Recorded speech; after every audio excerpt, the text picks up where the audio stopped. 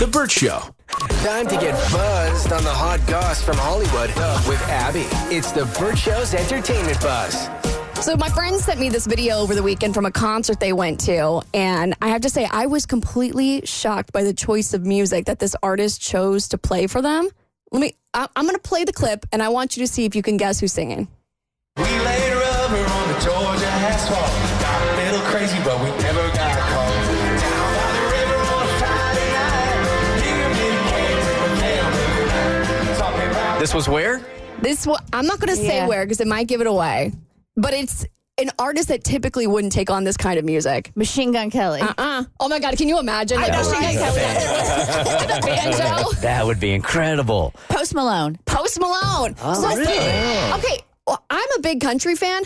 I'm shocked that Post Malone was headlining Stagecoach out in, Palm Springs, where Coachella typically takes place? It's Indio, California. Yeah, Indio, California. So Stagecoach is basically like Coachella, but for people who went to Nashville one time on a bachelorette trip and like country music. Yeah, this, for whatever reason, doesn't shock me. I feel like he's got kind of this talent that would go from format to format. Wasn't he on Taylor Swift's album lately, too, right? Yeah, so he's on Taylor Swift's album doing a song that feels very reminiscent of something that Post Malone would do. It's very like chill, but still has pop vibes. But then he was also on Beyonce's Country Carter album. So then they had a little bit of a country song together. And I believe he's working on a song right now with Morgan Wallen as well. So nobody's having a better year than Post Malone, I think. Talented. You see how much weight that dude's lost? He's skinny. Skinny now. Really? Man, he must have been busting his ass in the gym, yeah? Yeah, I think I saw an interview with him a couple of months ago, or maybe it was way back. But I think this just enraged me as a woman. He just said that he like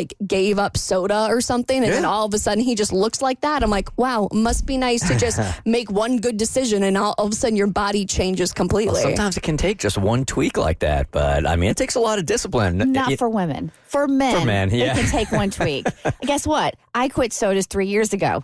And I've gained 5 pounds. It is not the same. I'm sorry. But so Stagecoach, it's basically like the same thing as Coachella with just like a different lineup. Was a little shocked that Post Malone was headlining a typically country music festival, but there was something that happened after all the headliners. So if you haven't heard of a brand called Revolve, it's kind of like a very bougie, higher end online boutique where a lot of influencers get their clothes. Isn't Pookie always saying like her stuff is from Revolve? Yes, so if you know Pookie from the TikTok who shows her fancy outfits, she gets a lot of her stuff from Revolve. So it's kind of where you would get like a nice wedding guest dress, or if you want like a fun cocktail dress for a night out with the girls, that's where you would go. And Revolve sometimes has something called Revolve Fest, where all the influencers get together for Coachella and they take photos and, you know, listen to music together and drink champagne. It's like the fancier Coachella. They're really there for the likes. They're there for the likes, but also at Stagecoach, I guess they had some kind of after party,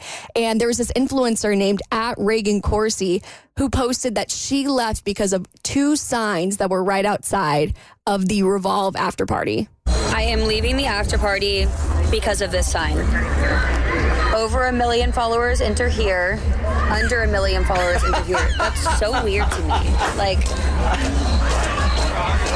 what? Like, I get like exclusivity and but like we're not celebs, like normal people. I don't know. That was really weird to me. I'm leaving.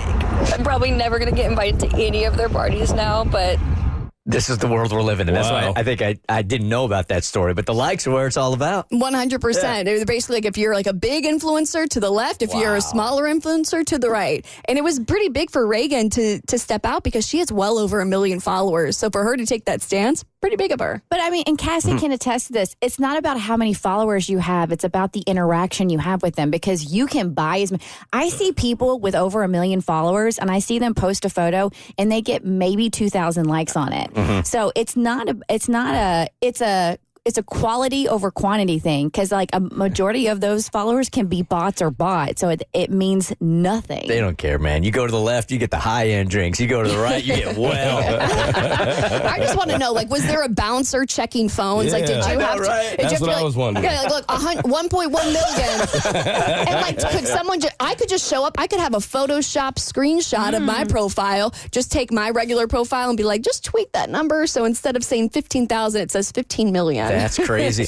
I was watching TikTok last week, and there's now an app that will trick the viewer into thinking you're doing a live and you have thousands of people watching the live. So dudes are using it now at bars or pools or at festivals going, I'm live here. And girls are coming up wondering who this dude is. And it's showing that there are thousands of people that are watching and they're not. I'm not going to lie. That would work on drunk me. Is fake followers the new fake ID? Like that's what you need nowadays? Yeah, maybe. Yes. All right, Ellen DeGeneres is finally addressing those toxic workplace environment allegations. I'll tell you what she said in hindsight on your next eBuzz on The Bert Show.